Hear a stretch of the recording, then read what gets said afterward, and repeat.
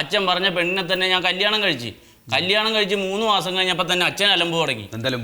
അച്ഛൻ്റെ അലമ്പൊന്നും പറയാതിരിക്കുകയാണ് ഭേദം. അങ്ങനെ തന്നെ വീട്ടിലാകെ പ്രശ്നമായപ്പോൾ ആളുകളൊക്കെ കൂടി നമ്മുടെ ബന്ധക്കാരൊക്കെ ഒന്നൊരു തീരുമാനം ഉണ്ടാക്കി. അപ്പൊ അച്ഛൻ പറഞ്ഞു ആദ്യം കല്യാണം കഴിച്ച ആൾ മാറി താമസിക്കാൻ പറഞ്ഞു. അപ്പൊ സാറേ ഞാൻ പറഞ്ഞു അങ്ങനെയാണെങ്കിൽ അച്ഛനല്ലേ മാറി താമസിക്കേണ്ടത്, അച്ഛനല്ലേ നമ്മുടെ വീട്ടിൽ ആദ്യം കല്യാണം കഴിച്ചതെന്ന് ചോദിച്ചു. അതല്ലേ സാറേ മര്യാദ? അങ്ങനെയാണ് അച്ഛൻ എനിക്ക് 5 സെന്റ് നീ വാതുക്ക വീട് വെച്ച് താമസിച്ചോന്നും പറഞ്ഞ് തന്നത്.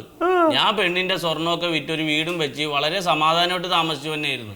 അപ്പൊ അച്ഛനൊരു പ്രശ്നം ഉണ്ടാക്കി. എന്റെ ബന്ധുവീട്ടിൽ നിന്ന് ആരെങ്കിലും വീട്ടിൽ വന്നാൽ അപ്പൊ കള്ളു കുടിച്ചു വന്ന് ബഹളം ഉണ്ടാക്കും. പിന്നെ ചെറിയ കുഞ്ഞാണ് സാറേ, കുഞ്ഞ് കിടന്നുറങ്ങുന്നിടത്ത് രാത്രി കൊണ്ടുവന്ന് ഗുണ്ട് വെച്ച് പൊട്ടിക്കും.